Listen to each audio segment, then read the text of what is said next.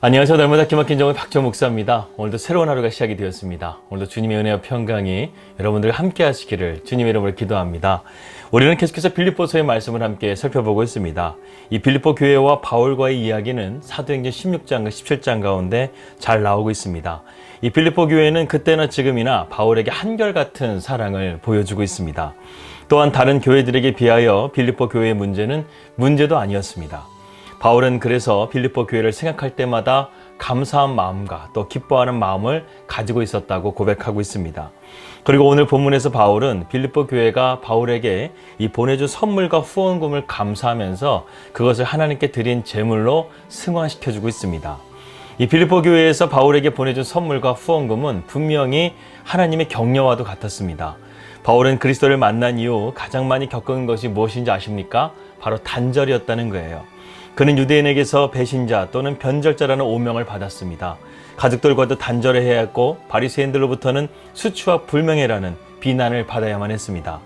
또한 바울은 유대인들뿐만 아니라 그리스도인들에게도 두려움과 경계와 제대로 인정받지도 못하는 삶을 살아야만 했습니다. 그러한 처지에 있었던 바울에게 빌립보 교회는 큰 위로와 기쁨이 되었던 교회였습니다. 이 빌립보 교회에 대해서 오늘 본문 14절에서 15절은 바울은 이렇게 말해주고 있습니다. 그러나 너희가 내 괴로움에 함께 참여하였으니 잘하였도다. 빌립보 사람들아, 너희도 알거니와 복음의 시초에 내가 마케도냐를 떠날 때에 주고받는 내 일에 참여한 교회가 너희 외에 아무도 없었느니라. 이 빌립보 교회는 바울의 고난에 동참하였을 뿐만 아니라 실질적으로 바울을 도와주었다라고 말하고 있습니다. 이것은 빌립보 교회가 단순하게 후원자가 아니라 같은 교회요 가족이었다는 것을 말해주고 있습니다. 바울은 또한 빌립보 교회를 마케도냐의 시초라고 부르고 있습니다. 그것은 빌립보 도시가 마케도냐의 첫 성이었고 바울이 거기서부터 시작해서 데살로니가에서 베레아까지 이 복음을 확장시키면서 복음을 증거했다는 것이죠. 오늘 본문에서 중요한 것은 바울이 이렇게 가깝고 자신을 이토록 사랑해준 이 빌립보 교회의 선물과 후원에 대한 바른 태도를 우리에게 가르쳐주고 있습니다. 바울은 아무리 서로 간의 관계가 깊다 할지라도 재정적인 부분에서 투명하게 처리하고 있는 것을 보여주고 있습니다. 그래서 15절과 18절에서 상업적인 용어를 사용하면서 마치 물건을 주고받을 때 확인하는 영수증과 같이 정확하게 그것을 확인시켜주고 있습니다. 15절에서는 주고받다라는 상업적인 용어를 사용하였고 또 18절에서는 모든 것이 있고 풍족하게 잘 받았다라고 말하고 있습니다. 바울이 이렇게 강조하면서 말한 것은 영적인 일일수록 재정 문제에 대해서 엄격해야 되는 것을 우리에게 보여주고 있습니다. 왜냐하면 영적으로 투명한 사람일수록 재정 문제에 대해서 투명하고 엄격해야 한다는 것을 말하는 것이죠. 바울은 자비랑 선교사였습니다. 그것이 바울의 사역의 원칙이었어요. 그것을 데살로니가전서 2장 9절에서 바울이 그렇게 한 이유를 밝히고 있습니다. 형제들아, 우리의 수고와 애쓴 것을 너희가 기억하리니 너희 아무에게도 폐를 끼치지 아니하고 밤낮으로 일하면서 너희에게 하나님의 복음을 전하였노라, 이렇게 말씀했습니다. 그는 빌립보에서 160km나 떨어진 데살로니가에서 이 3개월간 복음 사역을 할 때 일을 하면서 자비랑으로 선교 사역을 펼쳐갔습니다. 사실 데살로니가는 마케도냐의 수도였습니다. 빌립보 도시보다 더 부유한 도시였어요.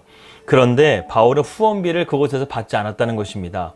그는 밤낮으로 노동하면서 사역비를 벌고 틈틈이 이 복음을 전하였다는 것입니다. 그 후 바울은 베레아와 아테네를 거쳐서 고린도에 도착해서 브리스길라와 아골라를 만났음에도 불구하고 천막 제조하는 일을 하면서 생계를 유지하며 복음을 증거했습니다. 제가 생각할 때 바울은요, 복음 전하는 사람이 누릴 수 있는 권리를 누리지 않고 또한 그러한 권리를 행사하지 않는 것이 자기의 상이라고 생각했던 것 같습니다. 사실 고린도 도시는 아가야 지방의 수도였고 무역 중심의 도시로서요 아주 부유한 도시였습니다. 바울은 거기서도 후원을 해주겠다고 하더라도 그들의 후원을 받지 않았습니다.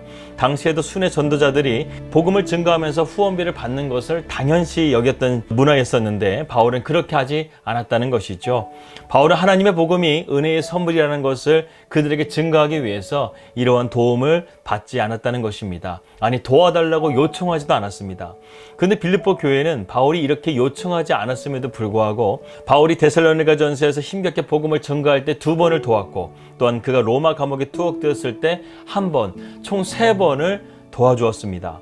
빌립보 교회가 도운 것은 그들이 부유해서가 아니었습니다. 빌립보 교회도 개척한 지 얼마 안 되었고 또한 그들의 삶이 넉넉하지도 않았었습니다. 그럼에도 불구하고 그들은 순수한 마음으로 바울을 도와주었던 것이죠. 그들은 하나님께서 바울을 통해서 복음의 문을 열고 있다는 사실을 알고 있었습니다. 바울은 원래 이 마케도니아에 있는 빌립보 도시에 복음을 전할 계획이 전혀 없었습니다. 그러나 성령께서 바울을 2번이나 강권하셔서 빌립보로 인도해 주신 것이 하나님의 역사였다는 것을 그들은 알고 있었습니다. 그렇기 때문에 바울이 가는 곳마다 하나님께서 이러한 역사를 나타내실 것을 그들은 믿고 순수한 마음의 동기로서 이 바울의 선교비로 후원했던 것이죠. 그러면서 바울의 17절과 18절에서 이렇게 말하고 있습니다. 내가 선물을 구함도 아니요 오직 너희에게 유익하도록 풍성한 열매를 구함이라. 내게는 모든 것이 있고 또 풍부한지라. 에바브로디도 편에 너희가 준 것을 받음으로 내가 풍족하니 이는 받으실 만한 향기로운 제물이요 하나님을 기쁘시게 하는 것이라. 바울은 지금 이러한 빌립보 교회를 위해서 늘 기도하고 있다고 말하고 있습니다. 이러한 헌신을 해준 빌립보 교회가 더 풍성해지기를 지금 바울은 기도하고 있고, 또한 자신에게 보내준 이 헌금이 자신에게 보내준 것이 아니라 하나님께서 기뻐 받으실 만한 향기로운 제물이 될 것이라고 기도하고 있습니다. 구약의 제사를 보게 되면 범제나 소제, 또 화목제 등 제사를 드릴 때 항상 따라다니는 후렴구가 있잖아요. 바로 여호와의 향기로운 냄새라는 것입니다. 그 제물에서 향기로운 냄새가 하나님 앞에 받으신다는 것이죠. 바울은 지금 빌립보 교회가 보내준 이 헌금을 하나님께서 기쁘시게 받으시는 향기로운 냄새로서, 향기로운 제물로서 지금 기도하고 있다는 것입니다. 우리는 바울의 이러한 모습을 통해서도 참 위대한 모습을 발견할 수가 있습니다. 우리의 삶도 이렇게 신앙과 삶이 연결되는 삶이 되어야 합니다. 우리 자신을 하나님 앞에 향기로운 제물로 갖고 가야 합니다. 그래서 하나님을 기쁘시게 하는 삶을 살아가야 합니다. 향기가 없고 자신의 욕망으로 살아가는 사람은요, 하나님을 기쁘시게 하는 것이 아니라 하나님을 슬프시게 하는 삶을 살아가게 됩니다. 사실 오늘날은 이러한 것들이 뒤섞여져 있는 세상을 우리는 살아가고 있죠. 그리고 옳은 길을 따라가는 사람들이 그리 많지 않습니다. 여러분, 하나님을 기쁘시게 하는 삶을 사는 은총은요, 그것을 살아보지 않고서는 절대로 알 수가 없습니다. 우리가 그러한 은총을 누린다고 한다면 우리는 이 시대에 빌립보 교회와 같이 하나님을 기쁘시게 하는 교회가 될 줄을 믿습니다. 기도하겠습니다. 하나님 아버지, 감사합니다. 우리가 오늘도 빌립보 교회와 같이 하나님 앞에 기쁨이 되어지는 그러한 주님의 성전이 되어갈 수 있도록 인도하여 주시옵소서.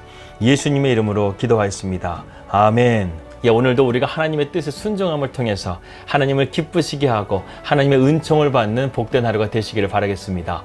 평안한 하루 되시고요. 저는 내일 뵙도록 하겠습니다. 우리 믿음으로 승리합시다. 할렐루야.